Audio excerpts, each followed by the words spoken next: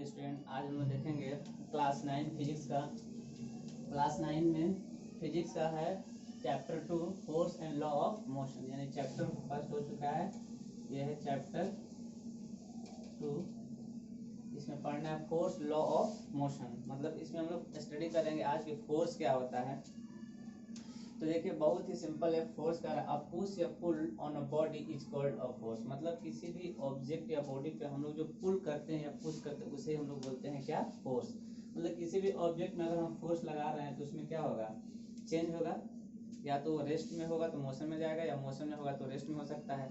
मतलब अगर हम किसी भी ऑब्जेक्ट पे पुल या पुश करते हैं उसे हम लोग क्या बोलते हैं, फोर्स।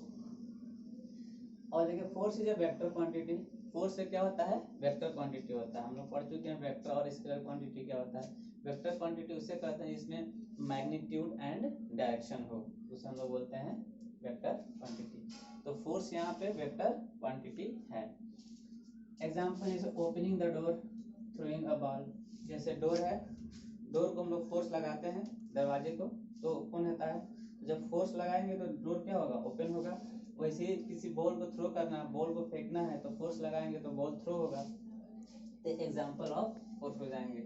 अच्छा, इफेक्ट्स ऑफ फोर्स। फोर्स के क्या क्या इफेक्ट्स हो सकते हैं, जैसे देखिए make a body to come under the motion. ऐसे हम लोग समझ सकते हैं कि जैसे एक फुटबॉल है, ये फुटबॉल है रखा है यहाँ पे। इस फुटबॉल को अगर हम किक करते हैं, फोर्स लगाते हैं यहाँ से, जैसे फुटबॉल होता है जो किक करता है फुटबॉल को, तो जब हम ये किक करेंगे तो ये रेस्ट पे है स्टार्टिंग में फुटबॉल। जब इस पे हम फोर्स लगाएंगे ये क्या हो जाएगा, मूव करने लगा, यहाँ आ गया, यानी ये मोशन में हो गया। मतलब हम ये कर सकते हैं कि फोर्स लगा के किसी भी ऑब्जेक्ट या बॉडी को रेस्ट से किसमें कर सकते हैं, मोशन में। तो वही कह रहा है कि make a body to come under the motion, मतलब हम उसके क्या कर सकते हैं, मोशन में ला सकते हैं फोर्स अप्लाई करने के बाद। तो यहाँ पे हम फुटबॉल पे फोर्स अप्लाई किए, ये फुटबॉल यहाँ आ गया यानी मोशन हुआ। तो हम लोग फोर्स अप्लाई करके क्या कर सकते हैं, मोशन में ला सकते हैं। फर्स्ट सेकंड क्या कह रहा है, could bring body into the rest. जैसे होता है कि क्रिकेट हम लोग खेलते हैं तो कोई बॉल ऐसे थ्रो किए, उसके बाद हम लोग कैच कर लेते हैं तो मोशन में होता है। फिर जब कैच करते हैं तो किस में आ जाता है, रेस्ट में हो जाता है। यानी फोर्स अप्लाई करके हम लोग क्या कर सकते हैं, मोशन को रेस्ट में ला सकते हैं। तो could bring body into the rest, rest में और यहाँ पे मोशन में। सेकंड। थर्ड क्या कह रहा है, change in velocity of body. हम वेलोसिटी ऑफ बॉडी के वेलोसिटी को भी चेंज कर सकते हैं। जैसे कोई बॉल स्लो आ रहा है, उसको हम चाहेंगे तो और फोर्स लगा देंगे तो क्या हो जाएगा, इसकी स्पीड और बढ़ा सकते हैं। तो यानी हम ये कर सकते हैं कि फोर्स अप्लाई करके वेलोसिटी ऑफ बॉडी को चेंज कर सकते हैं। नेक्स्ट है change in direction of body. Body के डायरेक्शन को भी चेंज कर सकते हैं। जैसे फुटबॉल है, कोई किक किया, आपके पास आया, आप उसको फोर्स लगा के दूसरे डायरेक्शन में, अनदर डायरेक्शन में भी चेंज कर सकते हैं। यानी हम ये कह सकते हैं कि फोर्स क्या करता है, डायरेक्शन भी चेंज होता है। फोर्स अप्लाई करने के बाद डायरेक्शन भी चेंज हो सकता है, ठीक है। नेक्स्ट है चेंज शेप एंड साइज, मतलब force apply the shape and size. जैसे रबड़ है, रबड़ में हम फोर्स लगाएंगे तो बड़ा छोटा हो सकता है। ये स्ट्रिंग है तो शेप उसका चेंज हो सकता है। यानी हम ये कह सकते हैं कि फोर्स अप्लाई करने के बाद किसी भी बॉडी या ऑब्जेक्ट का शेप और साइज को हम लोग चेंज कर सकते हैं। तो ये सिंपल था force. Force is nothing but is a push या पुल। और इफेक्ट ऑफ फोर्स ये देख चुके हैं। अब हम लोग देखेंगे type of force. Type of force क्या होता है, तो टाइप ऑफ फोर्स दो तरह के होते हैं। फर्स्ट है बैलेंस्ड फोर्स, सेकंड है अनबैलेंस्ड फोर्स। तो what do mean by balanced force, balance नाम से पता चला जिसमें बैलेंस हो, इक्वल हो।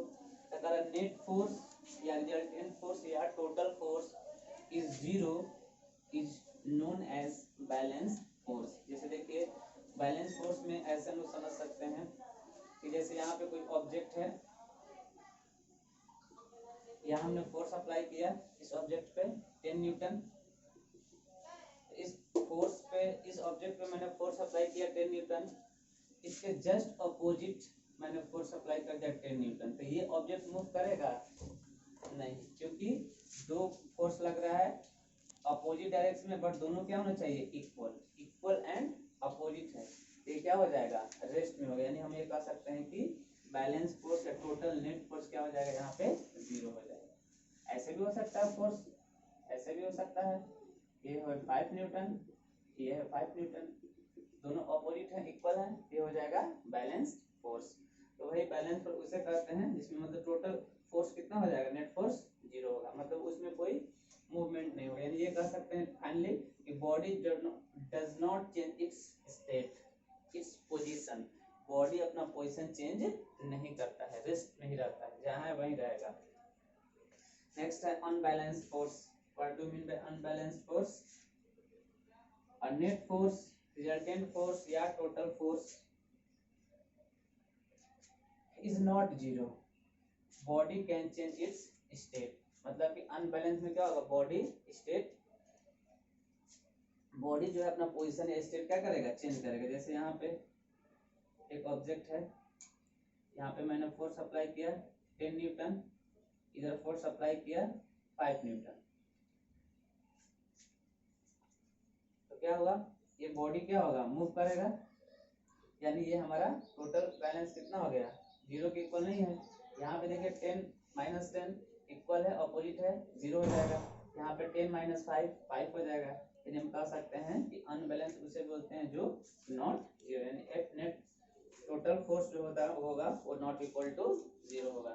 तो यहाँ पे हम सिंपल समझे हैं कि फोर्स क्या होता है, इफेक्ट ऑफ फोर्स क्या होता है, टाइप ऑफ फोर्स क्या होता है, ये बहुत ही बेसिक है। नेक्स्ट क्लास में हम लोग देखेंगे law of motion, Newton law of motion. Okay, thank you.